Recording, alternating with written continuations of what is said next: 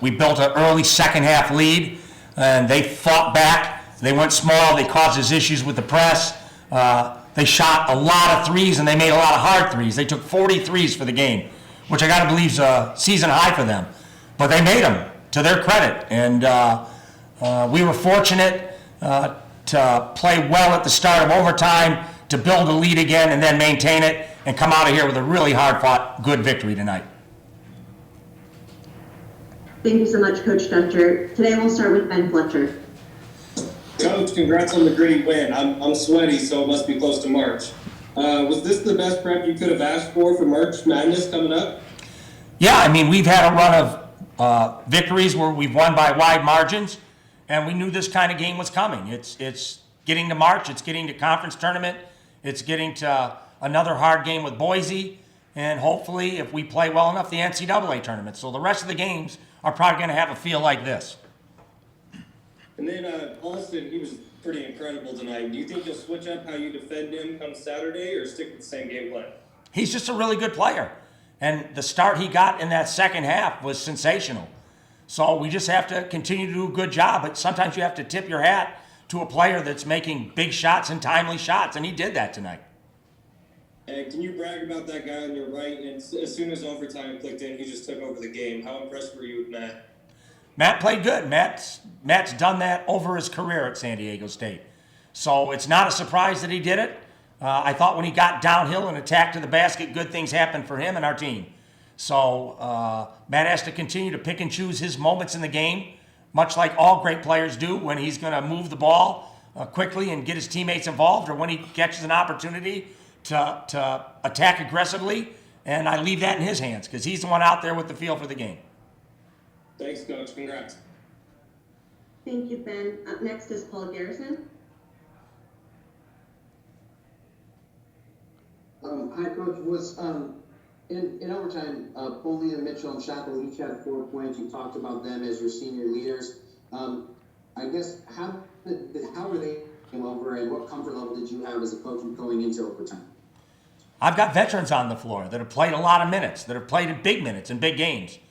And so when you've got Matt and Trey and Jordan and Nathan is a junior out there, Terrell Gomez is a senior, I've got great experience. And sometimes they have to make plays that win games. I can't draw everything up. And so they made timely plays, they made important plays, and we got out of here tonight with a good victory. And then could you take us back? You had, with 1:43 left in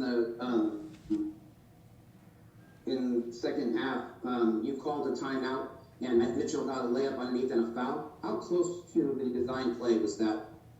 Well, it was a complete design play, but it's one we've had in our playbook. I thought the opportunity to get Matt in the low post, and if they take it away, get Jordan curling around for a three, was an opportunity we had to take, and then I leave it to Trey Pulliam to make that decision. If Matt's open, he delivers the ball on time, on target, and Matt finished. So it was a nice play out of a timeout that the kids executed well.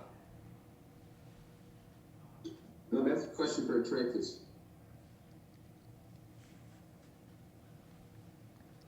Trey, great game tonight. You looked very comfortable offensively. Did you expect the kind of defense that they were playing tonight? No, I definitely didn't expect it. No, I didn't. I didn't expect Austin to be on me for starters, especially in the ball screen. So, I mean, it was definitely unexpected.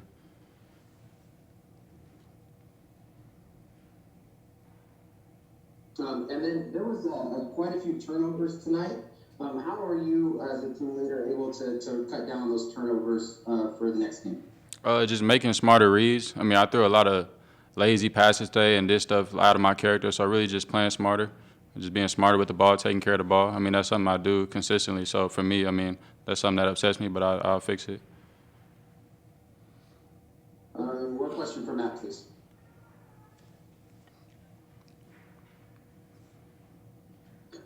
Matt, was there anything defensively that you did differently against Austin in the overtime? Looked like there was a lot of ball deny, and he didn't get as many good looks as he was getting in the second half. Yeah, just applying a little bit more pressure. I felt that's all I did. I think early in the second half, we let him get a little bit comfortable and sagged off a little bit, and he was able to just let it go. and that's what started his hot streak. And so moving forward, we just got to press up and be aggressive the entire game. Great, thank you. Thank you, Paul. Up next is Mark Ziegler. Coach, usually when you get in overtime, the team that kind of gets there has the momentum and forces the overtime, which is Boise. What did you tell your team, and how did you sort of change that momentum swing there? We just said, let's do what we did at the start of the game and the start of the second half. Let's get off to a great start. And we've done that in those two halves, and we did it again in the start of overtime. So we started fast in all three of those segments, and it paid off for us in overtime. We were able to build that lead and maintain it because obviously it was only a 5-minute segment. When you lose a 17-point lead and it's that close down the stretch, I mean, can a young team recover from that, or is that something that, it really takes veteran leadership and veteran players to be able to put past that in mind? Well, these guys don't get down on themselves. They're a next play team, next play mentality, and that's what we preach in this program. So there's nothing we can do. Yeah, Matt would have liked to get downhill and finish the game in regulation. It didn't happen. But to his credit, he didn't get down. He didn't get down on himself. His teammates believed him, and he got off to a great start in the overtime. And so you have to be wired the right way mentally in order to do that, and I think this team's wired the right way. A question for Trey.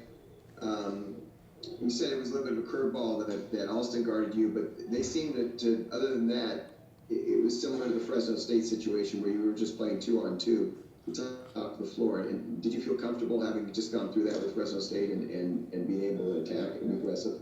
Yeah, especially, we've been working on that in practice too, the big dropping in me and Nate or Josh just playing 2-on-2. So, I was just playing with confidence in the pick and roll, really. How much did that game against Fresno State help you tonight in terms of confidence? It helped me a lot.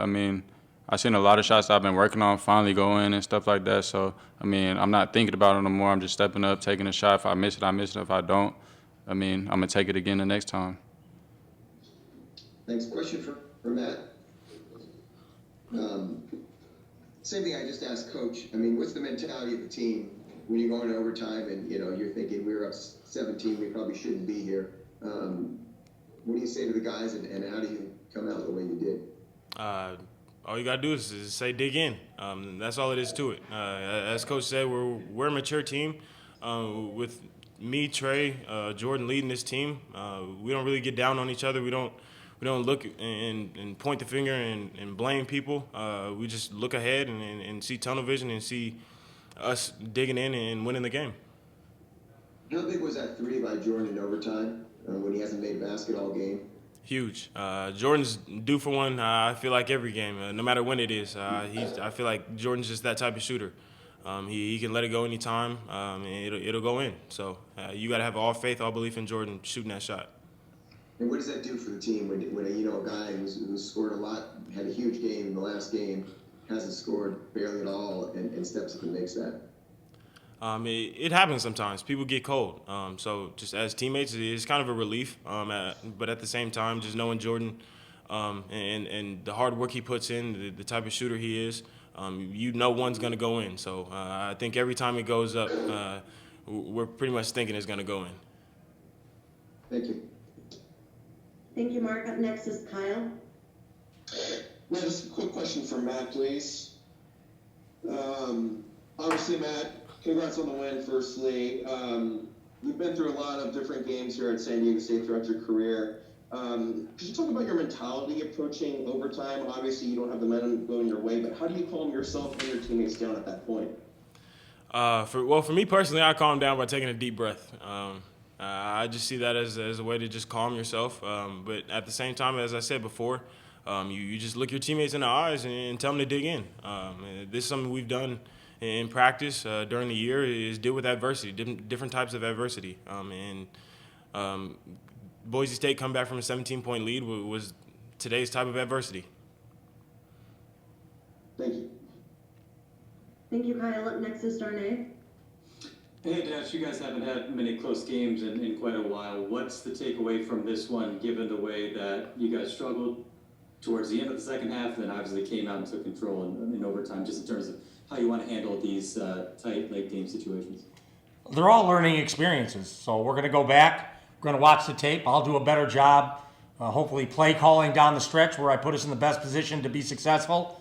They switched up defenses. They hit us with a three-quarter court press we turned it over against that we'd worked on but didn't recognize. They switched ball screens, switched every screen, that we have to do a better job being prepared for the next game. So I'm grateful we came out with a win, but there's always work to be done. And so I'll go to work first with the staff. I've got a great coaching staff. And then we'll get with the team tomorrow. We'll make adjustments and hopefully play a better game when we see them on Saturday afternoon. A little bit lost in the finish is just holding the top offensive team in the conference to 17 points in the first half. What did you see out of your group from that standpoint? I thought our coaching staff gave us a great game plan to be successful with. We executed it. And to their credit, they came out the second half aggressive. They hit a lot of really good three-point shots, contested three-point shots, but they're capable of doing that. They're a very good team, and or else we wouldn't be at the top with them. So they'll make adjustments, and both teams will be better versions of themselves on Saturday. I'm sure of that.